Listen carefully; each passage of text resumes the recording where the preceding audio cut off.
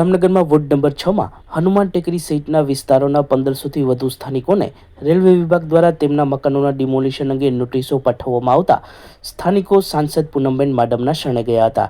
2 દિવસ પહેલા સાંસદ દ્વારા તેઓને હૈયાધારણા આપી આ મુદ્દે બેઠક યોજવાની વાત કરી હતી, જે પછી આજે સાંસદ દ્વારા રેલવે વિભાગ તથા વહીવટીતંત્ર સાથે બેઠક યોજવામાં આવી હતી। આખરે આ પ્રકરણમાં હાલ ડિમોલિશન સહિતની કાર્યવાહીઓ સ્થગિત રાખવાનો નિર્ણય લેવાયો છે। સાંસદ પૂનમબેન માડમ દ્વારા સમગ્ર બાબતે મીડિયાને વિગતવાર માહિતી આપવામાં આવી હતી। આપ સૌ જાણો જ છો અને 3 દિવસ પહેલાં આ સંદર્ભમાં આપણે બધાને મળવાનું થયું હતું। જામનગર મહાનગરમાં વોર્ડ નંબર 6માં અને અન્ય અમુક જગ્યાએ જે રેલવેની ડેમોલિશનની નોટિસ લગભગ અપ્રોક્સ 1500થી 2000 રહેણાંકોને જે નોટિસીસ ડેમોલિશનની આવી હતી એ સંદર્ભમાં લોકોમાં ખૂબ જ ગભરાટ હતી। એક તાત્કાલિક 7 દિવસની અંદર જગ્યા ખાલી કરવાની નોટિસ હોય તો એમાં રહેવા ક્યાં જવું, એમની પોતાની વૈકલ્પિક વ્યવસ્થા ક્યાં કરવી, અને ઘણા પરિવારો તો એવા છે કે કદાચ દિવસનું કમાઈ અને એ જ દિવસે રાત્રે જમતા હોય એવા પરિવારો પણ છે। એટલે એમના માટે તો બીજી વ્યવસ્થા રહેવા માટે ક્યાં કરવી, પરિવારને લઈ જવા એ એક પ્રશ્ન હતો। બાળકોની એક્ઝામનો સમય નજીક આવતો હોય તો આ ઘણા બધા પ્રશ્નોને લીધે થઈ અને એક ભયનો માહોલ હતો, એક ગભરાટ હતી લોકોમાં, એક એવી બીક હતી કે અચાનક જ અમે બેઘર થઈ જશું। તો એ સંદર્ભમાં મેં આજની તારીખે એટલે આજે સોમવારે 16 તારીખે કલેક્ટર કચેરીએ એક મિટિંગનું આયોજન કર્યું હતું, જે મિટિંગમાં રેલવે વિભાગના ડીઈ અને અન્ય અધિકારીઓ ઉપસ્થિત હતા, કમિશનરશ્રી ઉપસ્થિત હતા, કલેક્ટરશ્રી ઉપસ્થિત હતા। બધાની ઉપસ્થિતિમાં ખૂબ વિસ્તારમાં ઘણી બધી ચર્ચાઓ થઈ। એમાં ઘણું બધું કન્ફ્યુઝન જે નોટિસીસ આવી હતી એમાંય હતું। મેં પહેલાં તમને કીધું એમ જે લોકોને સનત દ્વારા જે જમીનો અપાયેલી હતી એને પણ રેલવેની નોટિસ આવી ગઈ હતી, જે મહાનગરપાલિકાની હદમાં આવતા હતા એને પણ રેલવેની નોટિસ આવી હતી, અને રેલવેનું જે એન્ક્રોચ્ડ આખો એરિયા છે એમાં તો નોટિસીસ આવે, એ રેલવેની જગ્યા છે ને રેલવેને ક્યાંક ડેમોલિશન ડેવલપમેન્ટ માટે એ જગ્યાની જરૂર હોય તો એ નોટિસ આપીને ખાલી કરાવી શકે છે। પણ જે મુખ્ય મુદ્દાઓ મેં જે ચર્ચા કરી એ ચર્ચા એ હતી કે ડેવલપમેન્ટ માટે પણ જો એમને જરૂરિયાત હોય તો પહેલાં તો ડેવલપમેન્ટ એટલે કે જે ડબલ ટ્રેકનું અત્યારે કામ ચાલે છે એની આજુબાજુની અમુક જગ્યા જે ખાલી રાખવાની છે એ જગ્યા આઈડેન્ટિફાઈ થાય અને માત્ર જેટલી જગ્યા ખાલી રાખવાની છે એ લોકોને જ નોટિસ આપવામાં આવે, અને એ નોટિસની એક સમય મર્યાદા એવી રીતે નક્કી કરવામાં આવે કે ત્યાંના નાગરિકોએ જે રહેણાંકો છે એ પોતાની બીજી કોઈ વ્યવસ્થા ઊભી કરી શકે। એટલે મિનિમમ 2 થી 3 મહિનાની નોટિસ મળે। પછી નામદાર સુપ્રીમ કોર્ટનો એક ચુકાદો છે 2021-22નો, એમાં પણ રેલવે જે જગ્યા ખાલી કરાવે એને લઈને ઘણી બધી ગાઈડલાઇન્સ, ઘણા બધા આદેશો આપવામાં આવ્યા છે, એનું પૂરેપૂરું પાલન થાય એવી પણ એક ચર્ચા કરવામાં આવી। એ ગાઈડલાઇન્સ લોકોની, અહીંયા રહેતા લોકોની કેવી રીતે તકલીફ ઓછી થાય, હાલાકી ઓછી થાય એ દિશામાં જ ખૂબ સારી ગાઈડલાઇન્સ છે। એટલે એમાં કલેક્ટરને વિશ્વાસમાં લઈ આખા તંત્રના સહયોગથી જ લોકો, નાગરિકોને પોતાની વ્યવસ્થા ઊભી કરી શકે એ પ્રકારનો સમય મળે અને આખી વ્યવસ્થા મળે એ ગાઈડલાઇન્સનું પણ પૂરેપૂરું પાલન થાય। તાત્કાલિક કોઈ પણ 8 દિવસમાં ને 10 દિવસમાં જગ્યા ખાલી કરવાનો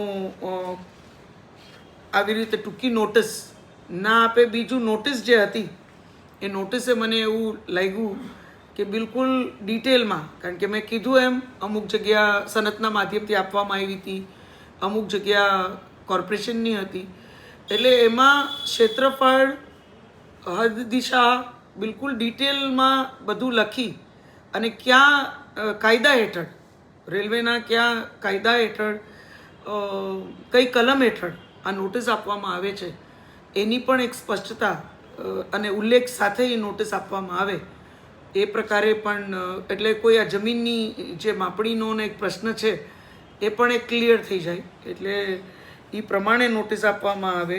એટલે ટૂંકમાં આ બધી બાબતમાં ચર્ચા કરવામાં આવી. એટલે હાલ તાત્કાલિક કોઈ પણ ડેમોલિશન હાથ ધરવામાં નહીં આવે અને રેલવે પોતાનું ડેવલપમેન્ટલ જે એજન્ડા છે, ડેવલપમેન્ટનું કામ છે, ને રેલવેની જમીન છે, સ્વાભાવિક રીતે અહીંયા ડેવલપમેન્ટ ખૂબ થતું હોય રેલવેનું. જામનગર સીમાવર્તી વિસ્તાર છે અને ડબલિંગ આપણે સૌ જાણીએ છીએ કે હવે ઓખા સુધી મંજૂર થઈ ગયું છે. એટલે એને લાગત જ્યાં જ્યાં જગ્યાઓની જરૂર પડશે, માત્ર આ વોર્ડ નંબર 6 પૂરતી આ જ વાત હતી. વોર્ડ નંબર 2માં પણ આવી અમુક નોટિસો આવી છે, નોટિસીસ મળી છે, એટલે એના પૂરતી વાત હતી. પણ મેં એક રેલવેને એક સ્ટેન્ડિંગ ઇન્સ્ટ્રક્શન્સ અને કલેક્ટરશ્રી અને કમિશનરશ્રીની ઉપસ્થિતિમાં આપ્યા છે કે આજે આ માત્ર 6 અને 2 નંબરની વાત છે, વોર્ડ નંબર, પણ આખી લોકસભા માટે આ વાત એપ્લિકેબલ છે.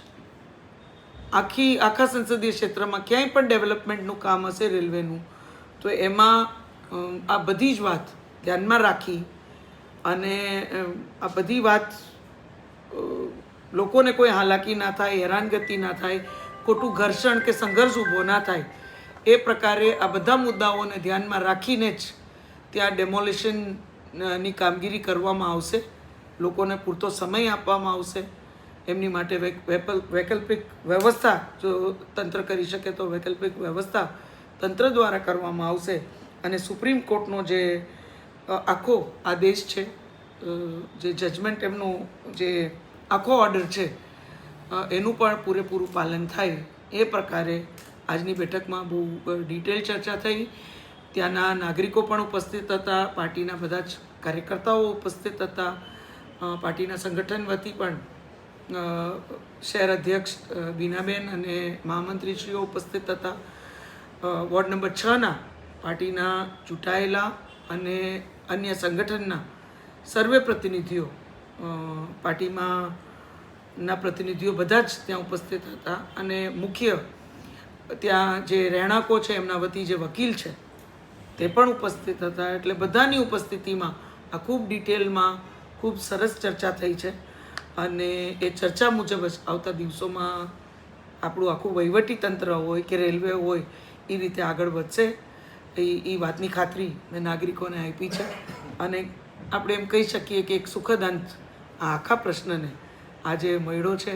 તો હું આપ સૌનો આજ સુધી જે સહકાર આપ સૌએ આપ્યો નાગરિકો વતી, એ બદલ હૃદયપૂર્વક આપ સૌનો ખૂબ ખૂબ આભાર વ્યક્ત કરું છું. નાગરિકોમાંથી દિવાળી જેવો માહોલ એ લોકો નાગરિકોને સ્વાભાવિક રીતે એક ખૂબ ભય હતો, એની જગ્યાએ અચાનક જ આ એક રિલેક્સેશન મળ્યું.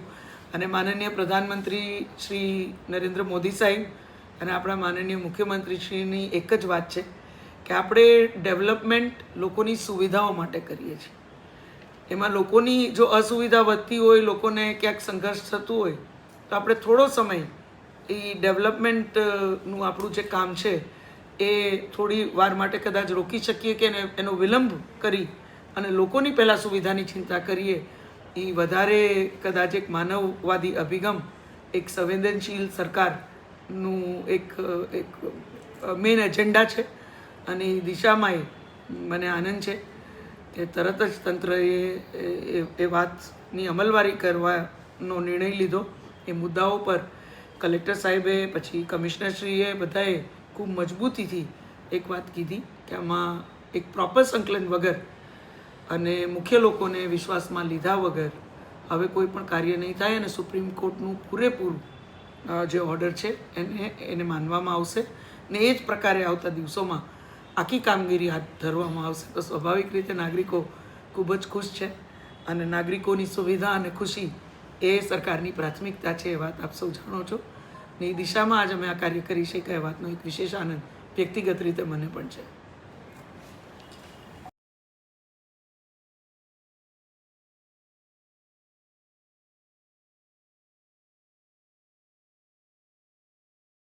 સચોટ સમાચારો સૌથી ઝડપી મેળવવા માટે અમારી ચેનલને સબસ્ક્રાઇબ કરો.